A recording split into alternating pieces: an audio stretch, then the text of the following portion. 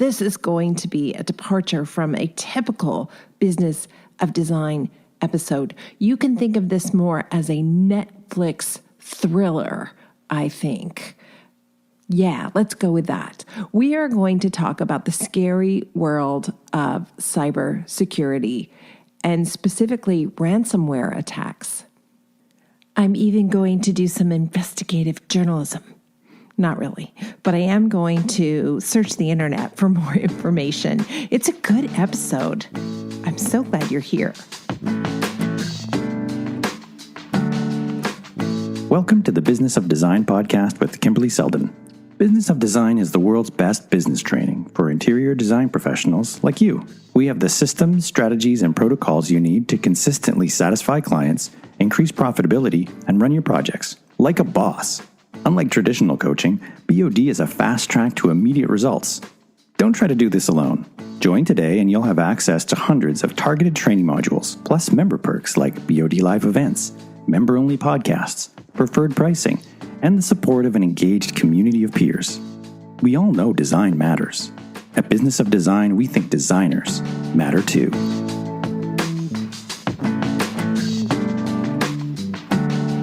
After interviewing our guest today, I decided to do some research and follow up and see what I could find out about how vulnerable we all are as interior design professionals and perhaps small business owners, which is most often a category that means you have less than 5 employees.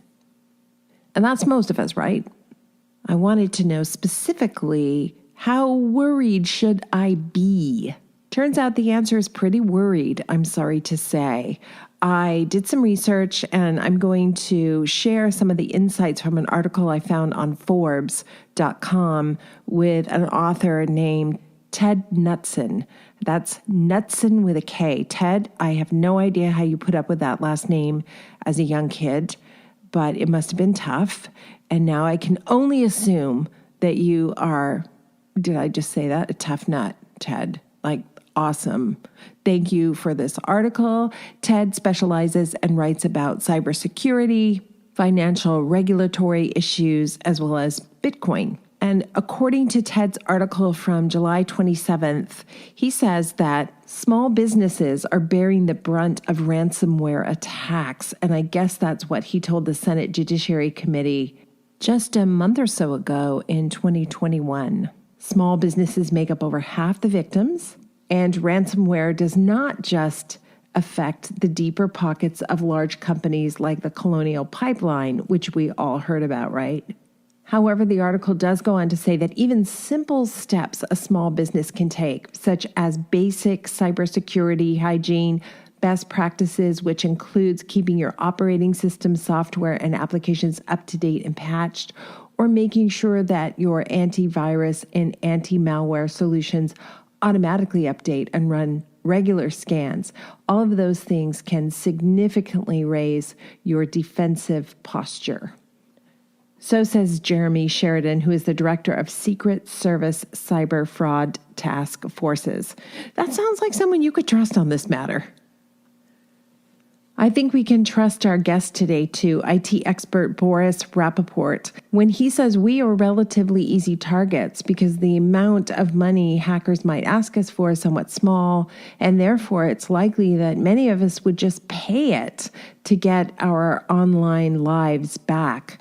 And that does seem like some kind of scary Netflix show, I gotta say. And speaking of which, have you guys already seen Line of Duty? We are binging our way through it right now. It's a crime show and it's British. It definitely keeps you on the edge of your seat. Not like 24 did. Remember 24 with Jack Bauer? That was the first binge-worthy television I remember enjoying. It was so much fun. And I love when they'd say we have to change all the traffic lights in LA to red all at the same time. And then Chloe would say, that's impossible. It can't be done. Wait a second. F10. Okay, we're in. Anyway, you can tell I was a big fan of that show. It was so much fun. Line of Duty has a little bit of that. But anyway, we're enjoying it. Anywho, back to Business of Design. That's why you're here. Cybersecurity. That's a thing we have to worry about. Oh my gosh. Yikes. When you get to Forbes.com, they have a number of different articles written by a variety of authors. But for example, top 10 ransomware, antivirus software, top 10 best anti-malware software. It might be worth checking out if this is something you haven't thought about. And our guest today will also give a couple of recommendations. Listen, it's the world we live in, right? What can we say? Cheryl, how much do you think about cybersecurity? How often does that come up when you're talking to our tech team? Okay, cybersecurity. I can't say that I think about it in terms of, overall cybersecurity. For one, it's outside of my expertise, and we're very lucky with Business of Design. We do have a tech team, a go-to person if anything comes up, so it's not necessarily a daily concern or worry, something that I think about in terms of cybersecurity. But I guess to break it down, we deal with passwords, things like that. I can log into 30 different sites with different usernames and passwords in a single day. I think it was certainly a bigger concern or thought before, but now we've got such good protocol, for everything else we do. Our tech team has just trained us so well in terms of using secure passwords, and that they're saved in an online vault, and things like that, that it's something that you don't realize that you think about so often because it's just part of your daily tasks, and those good habits I've carried over, working with other clients' accounts and, my own personal login details and things like that. But anything bigger that I think you'd consider cybersecurity, again, is sort of outside of my expertise. And, we're lucky to rely on a knowledgeable team to do that, and have that guru on the team that just it's out of our hands. We don't have to think about it because he does. I'm excited to learn more about it when we bring experts on the show that know a lot more about it than I do. So it's a good episode for that, for sure. I would say it did take a little time for us to develop those good habits too. I was in some really bad habits, but anyway, we're going to try to correct that today. And thank you for sharing that, by the way. What's happening at Business of Design? You must have some announcements.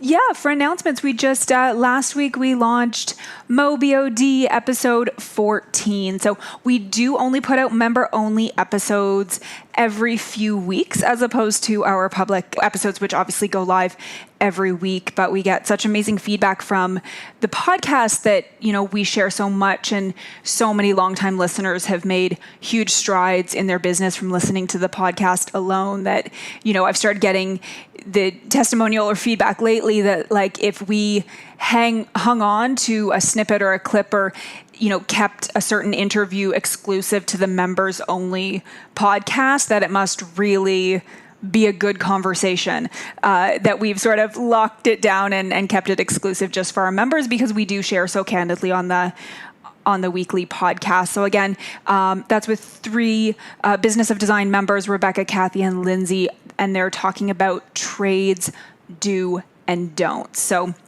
you're going to get some good stories there. So that went live last week. If you are already a Business of Design member, head to your dashboard. You can just click through to listen. And if you're not a member, please, join us, listen into these extra episodes. And of course, you'll gain access to all of the systems and procedures we teach at Business of Design through the membership and our programming. So that's it for this week, and we'll talk to you soon. Thank you, Cheryl. Of course, I would be completely remiss if I didn't reach out to Business of Design's technical team to get further insights about the topic of conversation we're going to have. So in addition to everything you will hear Boris recommend, the BOD Tech Team, and by the way, they are standing by all the time. If you've ever had an issue on the website, you know how quickly we respond, and we're very, very grateful to them. They've asked us to keep their anonymity because they are just not able to add any clients to their roster at the moment. But in any case, I reached out, and the very first thing they said we should all be thinking about is just being aware of best practices, such as using strong passwords. being careful about opening links or attachments with emails, and confirming outside requests for sensitive information. It's true, they used to bug us about that all the time, and we are now in the habit of just forwarding anything that looks in any way, shape, or form like, that could be phishing or it could be spam. The head of our IT also said to just, be aware that everything that's going to be suggested will enhance your protection, but without basic online safety, there's always someone who can get through. Like, consider the fact that hospitals, public utilities, big companies, they have the most up-to-date technical ransomware attack software and security solutions available on the market, and they still get hacked sometimes. I think it's safe to say in our case, it would be someone who is just kind of a lazy hacker looking for an easy route in. So the business-grade antivirus software that Boris recommends is going to be robust for most of us, but in fact, to keep in mind that the free versions of personal antivirus software will usually suffice. And over the years, Windows and OS X have incorporated their own antivirus detection and quarantine measures directly into their operating systems, but it doesn't hurt to have that antivirus software on top of that. They also strongly recommend that everybody use a password manager like LastPass or Dashlane, and most small businesses will be fine with the free version. What I love about the one that we use is it does encourage us to use more robust passwords. I'll just say this too, that they took this opportunity to make fun of my pathetic passwords that I used to have, like, hello, !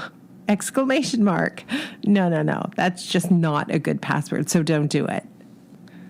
Lots to think about in this episode, and as we said, go to the show notes to follow up on any of these suggestions.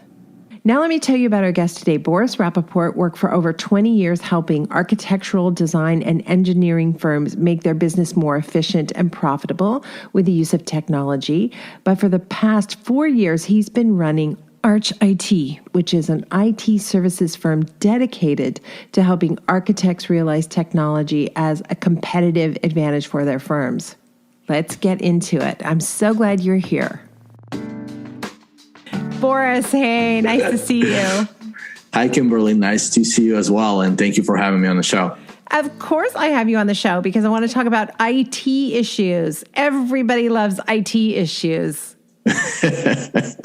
And we love them as well, right? We love solving them and helping you guys solve them. Well, that must feel good, at least to be able to solve them, as opposed to me, whose solution is to like bang on the keyboard when it's not doing what I need it to do. A little backstory why we decided to have Boris on the show, you guys. The application that he sent in, or that his team sent in, caught our attention because it said that his firm specializes in helping architects and, I assume by default, interior design professionals. And we were so curious, why would we... as a category of professional business owners, why would we require specialized help, I guess? Why do you specialize? The reason why we specialize in working with architects and interior designers is because some of the tools that you guys are using are completely different than what a law firm or an accounting firm may use, right? So for things like a lot of our design clients use the AutoCAD products. They also use ArchiCAD and Vectorworks products as well. And for those, it's not always easy to find a solution because they're so industry specific, right? So we see sometimes, one of the things that we've dealt with recently, especially with our Mac offices, right, is when Apple released, the newest operating system and broke some of the software. So we had to install the updates and make sure we work with the providers to get that all squared away. So I think the specificity of the software is where we see many issues, specifically with interior design and architecture firms. I'm just curious, since you brought up the big three, ArchiCAD, AutoCAD, and Vector. Is that the third one? Or no, we don't use that one. Vectorworks, yep. Vectorworks. Do you see, as someone looking over the shoulder of the architect or designer, do you see that one of those products is superior to the other ones, or do they all have issues from time to time? I'm going to say they all have issues from time to time, and it also depends on it depends a lot on what the workflow is in the office, right? So people can use specific features that create additional problems, or not use those features and kind of use the basic features. In that case, a lot of times it works just fine, right? But what happens a lot is if you install plugins, especially with AutoCAD, sometimes those plugins can cause the programs to fail, and we have to figure out, which one it is, disable it, and, let the person work after that.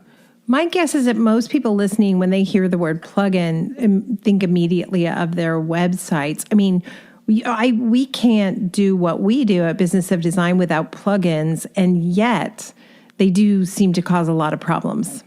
Yeah, that's correct. Right. So that would be one. Also, it's because their printer is no longer printing properly. Okay. So that's less specialized, that mundane stuff that makes me turn into a raving lunatic sometimes. Like something so small like that just makes me lose my mind. But also, one of the things that is not specific to designers and architects, right, is cybersecurity, and all the news that we have about, businesses getting hacked.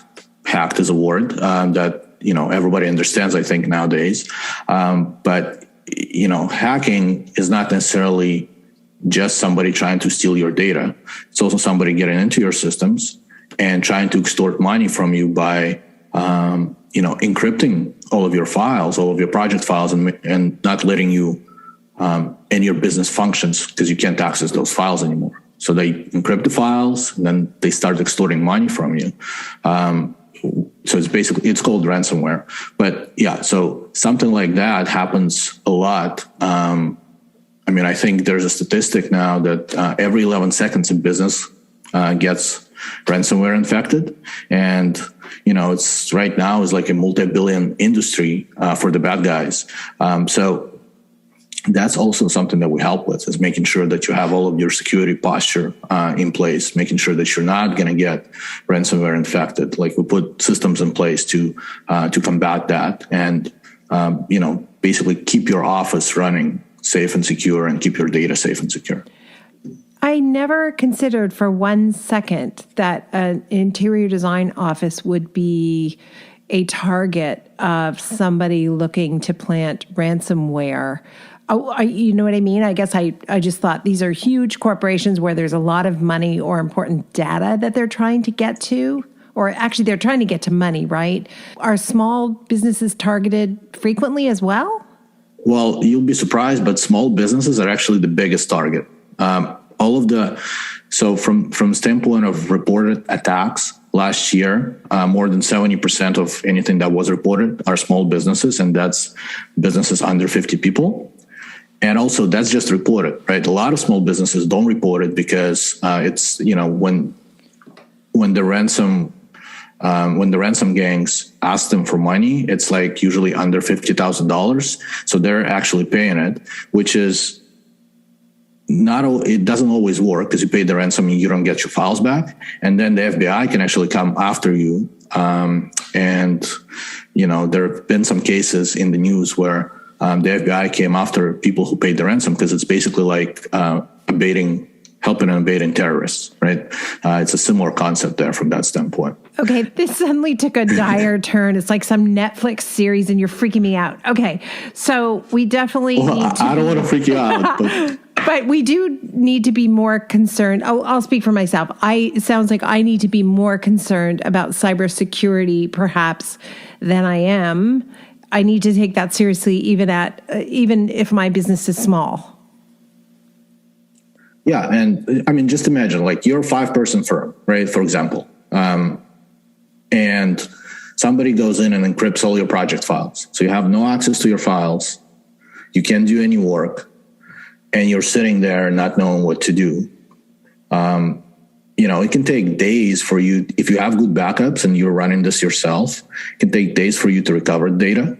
But you may not even have good backups. And in that case, your data is pretty much gone. Now, imagine what's that going to do to your business, right? So even if you recover data and it takes you like 3-4 days, then basically you've lost 3-4 days worth of productivity for your whole team.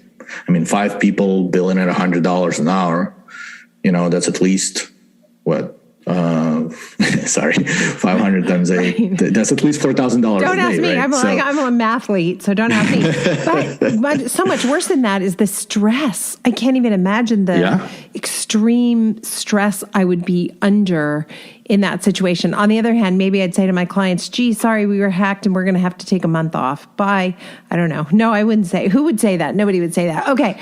So then let's talk about what are the things we can do to protect ourselves. What are some of the smart things you can do, no matter what size your office is right now, to create those backups and protect yourself? Well, so the easiest things that everybody should do is make sure. So I'm going to give you a few things. So the first one is we need to protect our endpoints, which are our computers, basically, right? So endpoints are devices, in this case, computers that connect to our data. We want to make sure that we have a business-grade antivirus solution that's running on it. Like some of the basic stuff that you get for free or you buy that came with a computer, it's not good from a sense of stopping most sophisticated attacks. It does good on the basic stuff, but not on the more sophisticated attacks. So you want a business-grade solution. What are some of the names of business-grade solutions that people should consider? So again, Bitdefender is one, but it has to be the business kind, right? So Bitdefender for business, WebRoot Secure Anywhere. There's a semantic endpoint protection business product as well. Trend Micro has another product for business as well. But yeah, make sure that it's a business graded system as opposed to just something off the shelf for consumers. Would I be overreacting if I wanted that same system for my personal life? Oh no, for sure. Like you want to protect all of the devices that you have and you own, and you want the best-in-class solutions. And I mean, basically, you're paying $36 to $40 a year for a business-grade solution, where it's well worth it to protect yourself. But that's just the first step, right? That software is the first step. You also want to make sure that either that software includes it or you buy this separately, something that's called a URL filter. And it's a software that runs on your computer and kind of monitors where you go, which websites. And I know some people may have privacy concerns with that, but it's well worth it to protect you, right? It monitors where you go. And if you click on a bad link or you follow a bad link through a website, it will block that link. And one of the products that we use and is really popular, it's called Cisco Umbrella. It used to be an Open DNS, and Cisco bought them and renamed them into Umbrella. So that's a very good product as well. So in this case now you're protecting not only from the files that you can download, which your antivirus will protect from, but also the links that you click on, which the URL filter will protect you from. So when I I type in a website and then I get some kind of error message that says this site is not private, go back. Is that what's happening? I have that URL protector? It's a little different. So what you're talking about is something that's currently built into the browsers, mostly Google Chrome, Mozilla Firefox, and others. Now, every browser requires people that present websites to have something called the SSL encryption. So what that means is the connection between your computer and the website is encrypted so that nobody can listen in on that traffic, right? So if you're sending some sensitive data, like your password, your social security number, it's always encrypted and nobody can listen in. That's different than a URL filter, but that's also a good functionality. If the website is not encrypted, you don't want to deal with it. Like all businesses, if you're a business owner, should have the SSL certificate installed on their website. How do you know if you have it? For example, our domain, getarchit.com, if you go to getarchit.com, it will show a green lockbox, and it'll say that, this website is, I don't remember for sure. I don't remember what the words are. I can look it up right now. I've seen that green lockbox though. Yeah, and that green lockbox basically tells you that the session is encrypted. So if you want to check whether your business website has it, you can just go to your domain through a browser like Google Chrome, and you can confirm. And basically, what this says: connection is secure. Your information, for example, passwords, credit card numbers, is private when it's sent to this site. So that's the one you want to look for. Very good. Okay, so we need to get some antivirus software, the URL protector. What else can we do? Well, one of the biggest kind of security attack vectors, we call them, right, is where the bad guys can get into your systems, is email. So if you're a business owner and you're using an email provider like Google G Suite or Microsoft Office 365, it comes with a basic spam filtering. And it's pretty good from filtering out like spam and unwanted email.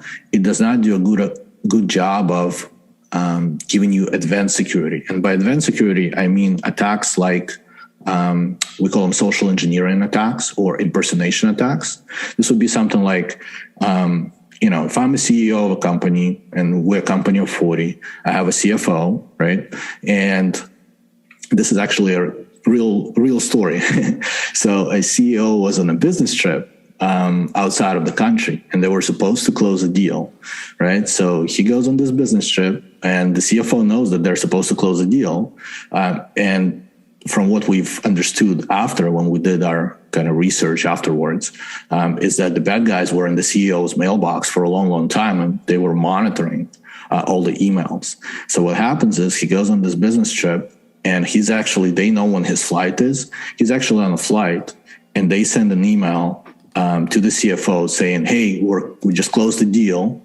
Can you wire $500,000 to this account? And the CFO, because he kind of knew that the deal was about to be closed, right? He didn't question that.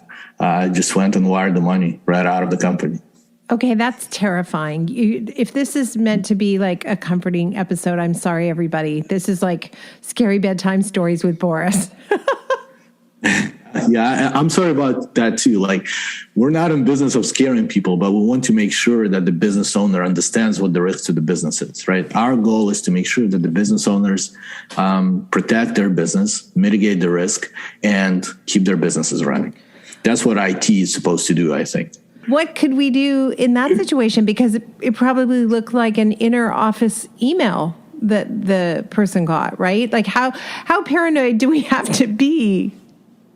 I guess we don't have to be paranoid, but we do have to look at emails in a way where we feel that every email, unless we know for sure it's good, is not necessarily good, right? So we have to have that mindset. But from a technology standpoint, there are tools out there called advanced threat protection tools, which you can implement. One of the tools we use is called Mimecast. There's also a really good one called Proofpoint. Both of those will help you, if configured properly, stop these kind of impersonation attacks. Like for any customer that we work with, we enable that functionality, and you'll be amazed how many things we catch that are like, hey, hey, Brian, this is again, like one of the business owners, for example. And hey, Brian, this is so-and-so. Can you do me a quick favor? Can you run out and get 500 gift cards for our customers and scratch off the numbers and send to me? Stuff like that, that we kind of see as common sense. Sometimes people, when in the rush, don't pay attention to, right? And we see that sometimes that stuff works, right? Because if somebody's checking that email on their phone and they're doing 10 other things, they're not even thinking about that this could be a bad email. We can put enough technology in place to kind of prevent some of those things from happening. But in the end, it's your employees, right? Your team members who need to be trained as well and make sure that they can understand these type of threats and make sure they can identify that this is not a good email. Wow. And we get all the time like an email from PayPal or our bank and I'm suspicious of every single email now. I always forward it to our IT people and say, can I open this? And most of the time they say no. Most of the time they'll say, no, this is spam or phishing or whatever. Yeah, and that's exactly the service that we give to our customers as well. We try to train them to a point where if it doesn't look good, then it's bad, and forward that to us so we can confirm whether we can open it or not. Okay, so your company is Arc IT. Arc IT, and I know you work with all kinds of offices. Is there some kind of package that would work for a smaller firm versus a larger firm? How does that work? Yeah, actually, we publish all our pricing and our packages on a website. So if people go to our website and go to the pricing page, they can see it. But we have a specific package for smaller firms. If you're a firm of under 5 people, we try to make it as affordable as possible because, again, we want to work with you. We want to invest in you so you can hopefully grow your business, right? And then as you grow, since we charge per user, we kind of grow with you in that sense as well, right? But for smaller firms, we basically have, a flat fee for under 5 people. So it doesn't matter if you're 1 person or 5 people. The fee stays the same. Can I ask what the fee is? Sure. It's $300 a month. And we include 2 hours of support in it. Plus, we include all the security stuff we talked about, all the strategic guidance and advice we talked about, backups. Like, we put a solution in place where we feel comfortable supporting you so we don't have to worry about the risk to your business, right? So we mitigate the risk because for that small fee, we're as invested as you are into making sure your business stays up and running. One thing I noticed is for many years, we didn't have a company to help us out. And we were constantly struggling and hiring someone, and they would come in and they would fix it and then would break again. And it was just like a constant rotation of people and companies. And then I finally said, I can't take it anymore. We have to hire a company, a company to manage the situation. And I found we actually saved money because we just kept throwing money at problems, and there wasn't one team making sure all the parts were talking to each other, if that makes sense. Yeah, it makes perfect sense. And that's the premise of our service. Initially when you're a small firm, a lot of the stuff is just fixing issues. But as we talked about, if you have that growth mindset and you're looking to grow your business, the strategic component really starts working for you to make sure that you're making those right decisions and making the right investments. A lot of times when we just come into a company, we find 40 different pieces of software, right? That maybe one person's used back in the day, but nobody even knows what it does, but you're still paying for it because you don't know what it does, right? Maybe somebody else is using it. So, we take inventory of everything you have, and we sit down with you and ask questions and try to figure out what is the best mix of tools for your workflows and how to move that forward. I love that. Thank you for sharing that. Boris, we like to end every episode with design intervention, just a great piece of business advice you think people listening would be super happy to have and they should implement right away. Well, I don't want to sound like a cliche because probably a lot of people talk about this, but to me, one of the great advices I got was, making sure that you plan for the future. If you plan to fail, if you fail to plan, you plan to fail, right? So basically, I want to pass that on is making sure that you kind of have the end in mind of where you're trying to go your business. I know it's not always easy. It's not, it could be difficult just because too much day-to-day stuff. But, you want to have some time, maybe once a week for a couple of hours just to kind of to clear your mind and have that strategic time with yourself or your partners, if you have multiple business partners, and review where you're trying to take the business and, kind of plan, know where you're trying to go and then kind of plan backwards to make sure that you're getting there. That's one of those great expressions. Like, I remember my grandma saying that. My grandma would say, failing to plan is planning to fail. And you'd roll your eyes and say, oh, grandma. And then years later, you're like, oh, she was right. She was so right. Yeah, for sure. It's I think it comes with age, right? I think as we grow older, we'll start thinking about the future more. As we're really young, we're just thinking about the today. We know everything when we're young, but right as we age, we realize we not only do we not know everything, we know so very little. How can people reach you? So our website is getarchit.com, getarchit.com. And that video series, if people go to the website and click on Lunch and Learn, there's a lot of content there that I think will be helpful. And then, if somebody wants to send us an email, they can just click on Work With Us button on the website and fill out a form. All right, if you're driving in the car right now, don't worry. All of that information will be in the show notes. And Boris, thank you so much. Much appreciated. You're very welcome. Thank you. Thank you for having me. Thank you for being part of the Business of Design community and supporting BOD's mission to improve the industry one design business at a time. It's time for you to take the next step and join Business of Design. Like thousands of design professionals in 50 countries around the world, you'll find the systems, strategies, and protocols you need to dramatically improve your business and transform your life. What are you waiting for? Start today.